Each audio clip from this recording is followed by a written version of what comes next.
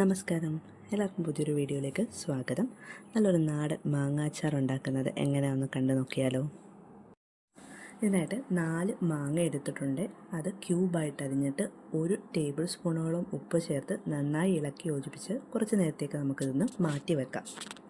ചൂടായ ചട്ടിയിലേക്ക് 3 ടേബിൾ സ്പൂണോളം എണ്ണയും 1/4 ടീസ്പൂൺ കടുകും ചേർത്ത് കൊടുക്കാം.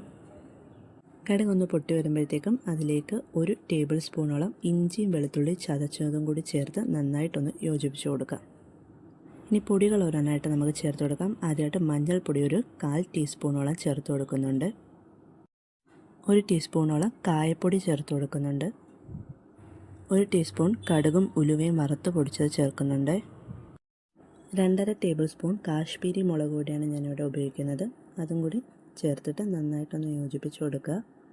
സിമ്മിലിട്ടിട്ട് ഈ പൊടികളൊക്കെ ഇതിനകത്തേക്ക് ഇടാൻ ശ്രദ്ധിക്കണേ, അല്ലെങ്കിൽ പെട്ടെന്ന് കരിഞ്ഞു പോവും.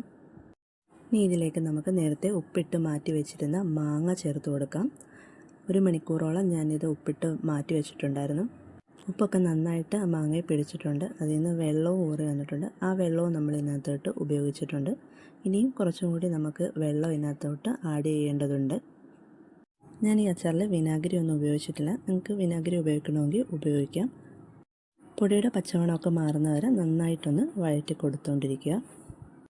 ഇനി നമുക്കിതിലേക്ക് ഉപ്പ് ചേർത്ത് കൊടുക്കാം. 1 ടീസ്പൂണോളം ഉപ്പ് ഞാൻ ചേർത്ത് കൊടുത്തിട്ടുണ്ട്. 1 നുള്ളു പഞ്ചസാരയും അല്പം കറിവേപ്പിലയും കൂടി അവസാനമായിട്ട് ചേർത്ത് കൊടുക്കുക. ഇതിനകത്തേക്ക് ഇതിൽ ഉപ്പും പുളിയൊക്കെ ഒന്ന് ബാലൻസ് ചെയ്യാൻ വേണ്ടിയിട്ടാണ് പഞ്ചസാര ചേർത്തിട്ടുള്ളത്.